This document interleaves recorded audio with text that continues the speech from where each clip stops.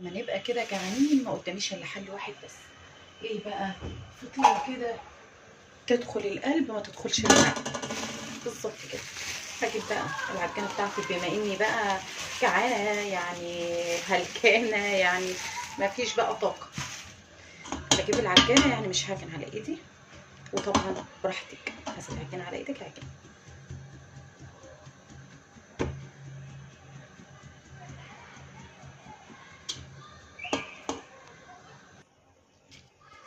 رشه ملح، ده كيلو دقيق، رشه من الملح بالشكل ده. تمام. عندي بقى باكت من الخميره، اي نوع انت بتفضليه او بتستخدميه، طبعا اكيد تكوني متاكده ان هو شغال، يعني استخدمتيه وكان شغال. تمام. وعندي معلقه حلوه كده بنت ناس من السكر، طبعا عايزه تعايري معلقه تمام، عايزه تحطي كده بالويم زي ما انا بعمل براحتك. تمام. كل ده حطيته بقى في العجانه زي ما قلت لكم كده، وهبدا بقى احط كمان معايا الحليب ده. جيت اغليه لقيته مقطع كالعاده، يعني احنا هناخد بناخد الصيف كله كده، نجيب الحليب من الفلاحه نلاقيه مقطع.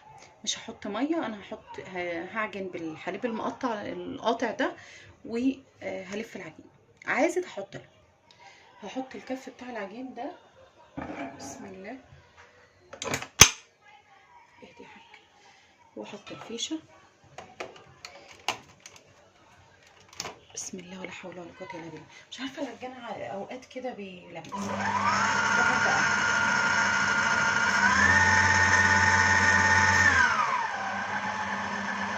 طبعا كده انا شايفه ان هو محتاج لبن. هجهز اللبن جنبي، ولما احس ان هي العجينه اتلمت خالص هحط من اللبن القاطع بنعمله معامله الزبادي. بصوا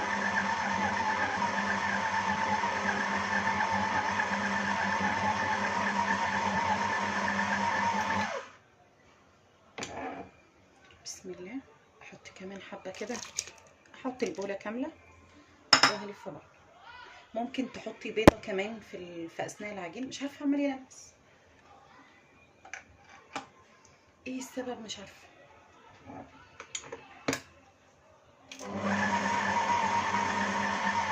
وهجرب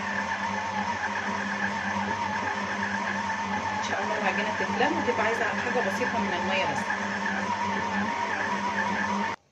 حرفيا في الوقت ده حطيت معلقتين من الحليب، لان في تحت لسه دقيق، واحط قيمه معلقه من الخل بالشكل ده، تخليها هشه وجميله قوي. وهسيب بقى الماده الدهنيه للاخر.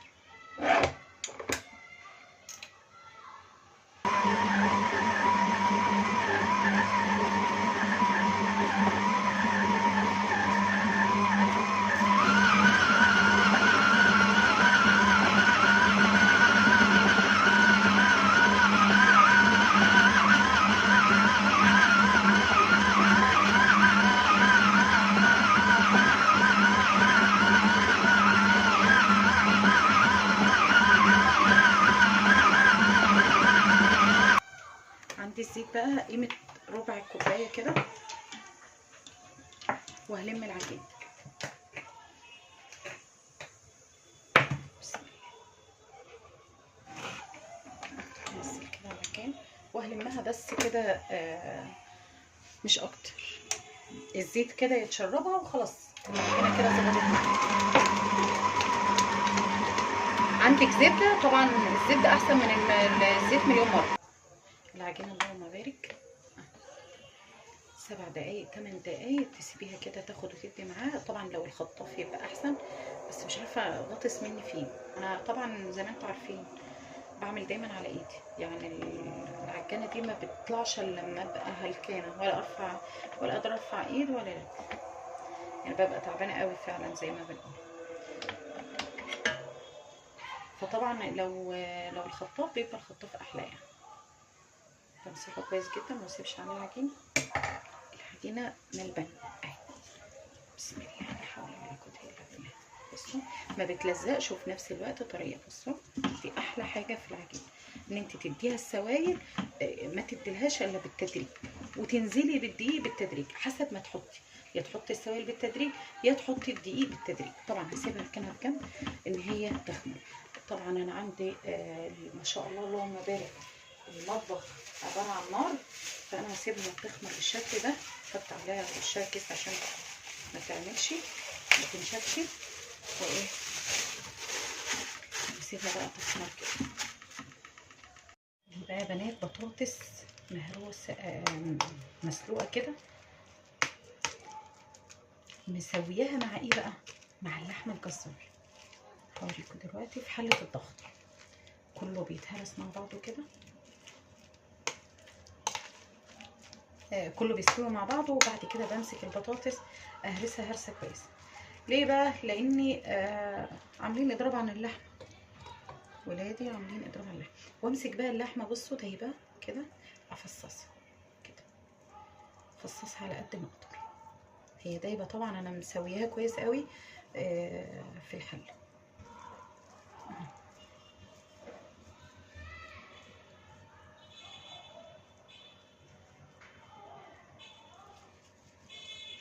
دي في الحشو خطيره، لا وفي الحشو وفي الاكل كمان.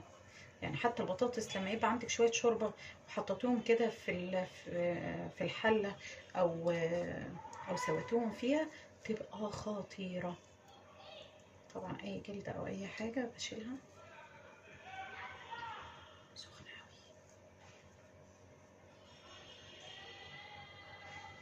بفصصها كده وبقلبها طبعا، وبتبقى جاهزه للحشوه بقى. حشوه بحطها على بيتزا عادي جدا، بتبقى جميله قوي. بصي بتلاقي في كل حاجه، ماشيه مع كل حاجه. المهم ان هي خطيره. ومش عايزه اقول لك بقى البطاطس عامله نفسها لحم بجد، عامله نفسها لحم. حطي بقى الكميه اللي انت عايزاها.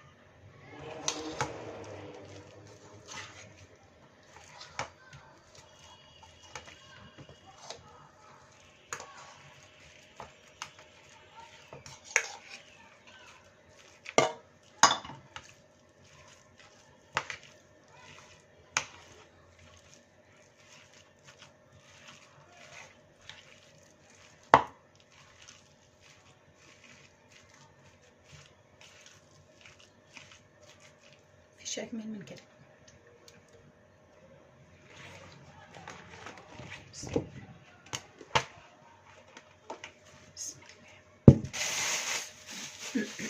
العجينه هشه تحفه جدا. بصوا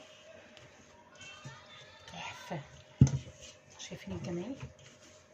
مفيش ولا كلمه. هبدا بقى ان انا هقطعها صغير، لاني هعملها زي هو البرجر.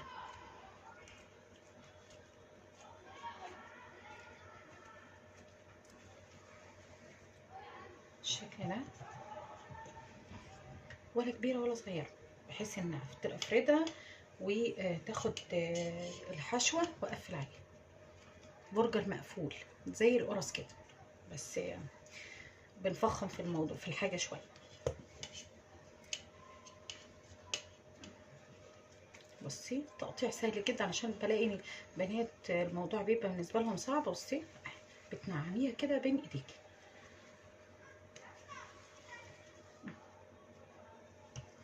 وتحطيها على التقفيله بتاعتها.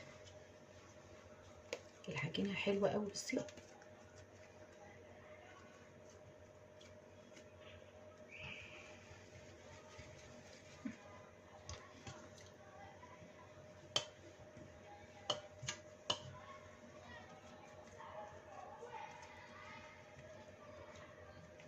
خليني انا عملت دي عشان اعرف ان دي اول واحده.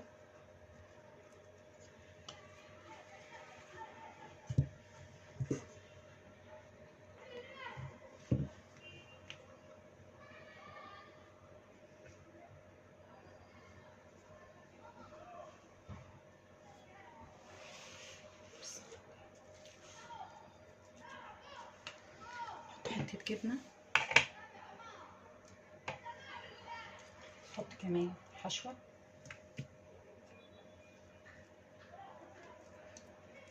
زي ما قلت ان انا عايزاها تبقى برجر مقفول. بصي بقى انت وكرمك، يعني دبل. تبقى الجبنه كتير كده، عايزه تحطي شيدر، عايزه تحطي موتزاريلا بتاعتك انت.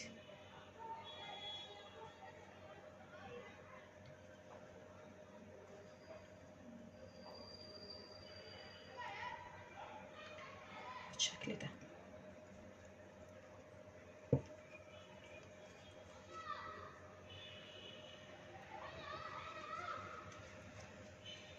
اقفل كويس. طبعا انا حطيت الطبق عشان يسهل عليا ان هو يبقى نازل لتحت كده بالشكل ده. طبعا حطها في صينيه ورصها في صينيه. بسم الله بالشكل ده. اركنها على جنب وابدا في واحده تانية. بسم الله. واغطي العجينه بتاعتي عشان ما تنشفش.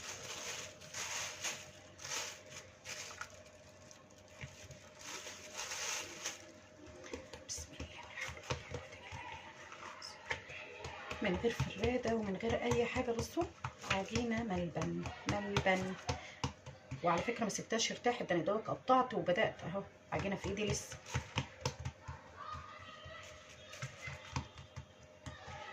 يعني عايزاها على وجه السرعه زي ما بيقولوا. برضو نفس الحكايه، قطعه من الجبنه اهي، معلقه من الحشوه.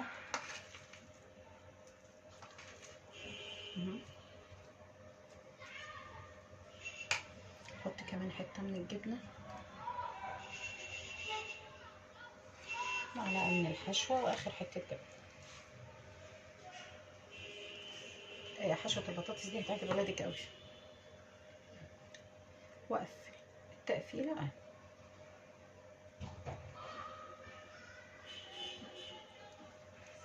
انتبه برضو اللي تنقطع كده اقفل. طبعا ده بلمه وارجع اعمله واحده من تاني.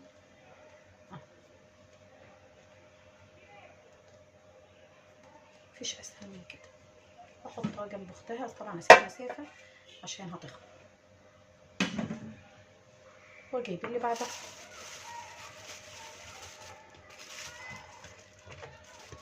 والعجينه دي تفضل على جنب عشان هكونهم مع بعض واعمل.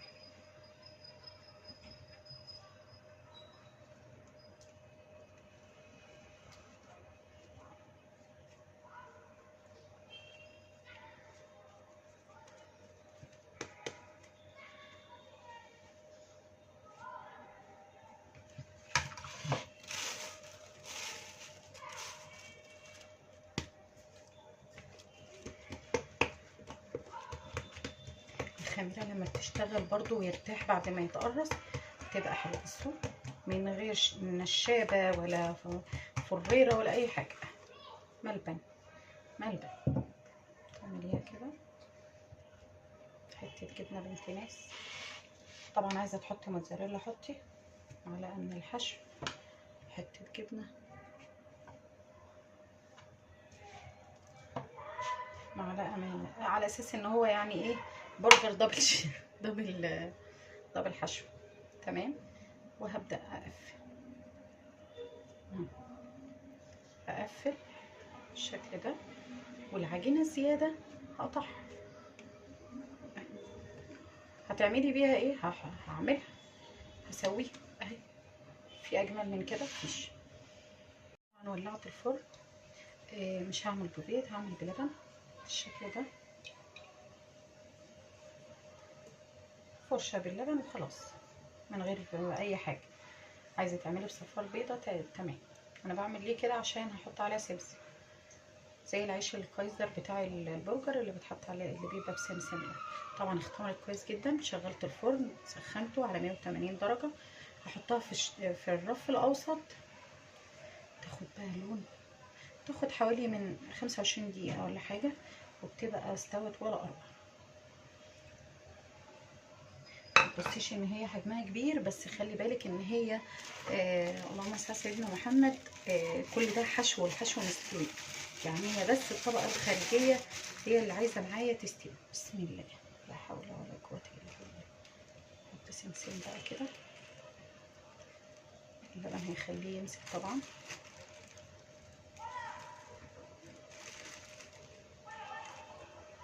ويديني طعم حلو.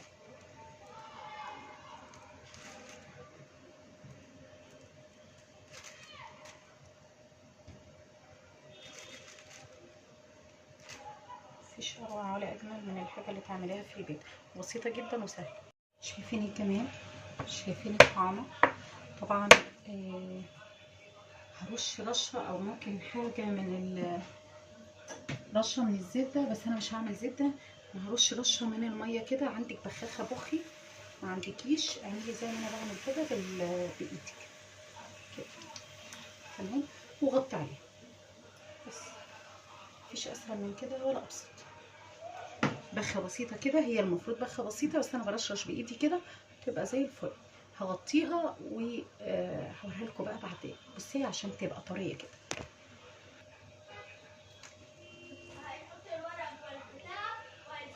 يا بنات شوفوا بقت طريه ازاي، حاجه كده اللهم بارك، حاجه كده ما تقوليش لعدوك عليها، حاجه فله.